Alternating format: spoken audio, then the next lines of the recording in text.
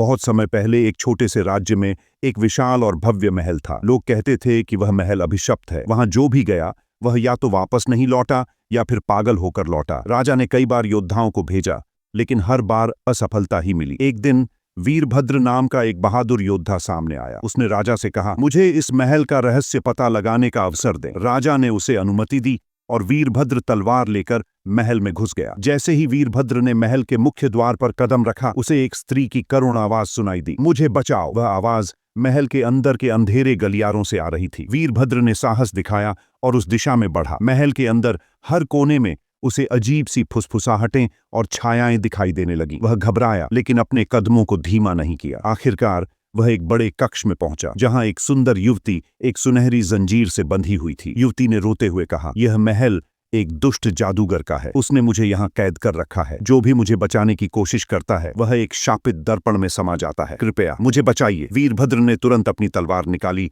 और जंजीर काटने की कोशिश की, लेकिन जैसे ही तलवार ने जंजीर को छुआ, पूरा कमरा काले धुएं से भर गया। धुएं में से एक भयानक आवाज गूंजी, जो मेरे राज को उजागर करेगा, वह जीवित नहीं बचेगा। धुआं साफ हुआ तो वीरभद्र ने देखा कि युवती गायब हो चुकी थी और उसके सामने एक प्राचीन दर्पण रखा हुआ था। दर्पण के अंदर उसे कई लोगों की छवियां दिखाई दी। यह वे लोग थे जो महल में पहले आ चुके थे। बेताल ने राजा विक्रम से पूछा, तो बताओ वीरभद्र को क्या करना चाहिए था? क्या वह दर्पण को तोड़ देता जिससे वह युवती को बचा सके, या वह महल से बाहर चला जाता ताकि अपनी जान बचा सके? राजा विक्रम ने कुछ देर सोचा और कहा, यदि वीरभद्र दर्पण तोड़ता तो वह जादूगर का शक्ति केंद्र नष्ट कर सकता था, लेकिन दर्पण में बंद आत्माएं मुक्त होने के बजाय भटकती आत्माएं बन सकती थी। इसलिए वीरभद्र को दर्पण को साथ लेकर जादूगर को खोजने जाना चाहिए था। जैसे ही विक्रम ने जवाब दिया, बेताल जोर से हंसा और बोला, सही उत्तर राजा, पर मैंने कहा था यदि तुमने उत्तर दिया तो मैं फिर से पेड़ पर लौट जाऊंगा। और बेताल हवा में गायब हो गया। लेकिन राजा विक्रम यह सोचकर रह गए कि क्या सच में वीरभद्र ने सही फैसला लिया होता? क्या वह जादूगर को हरा पाता, या महल का रहस्य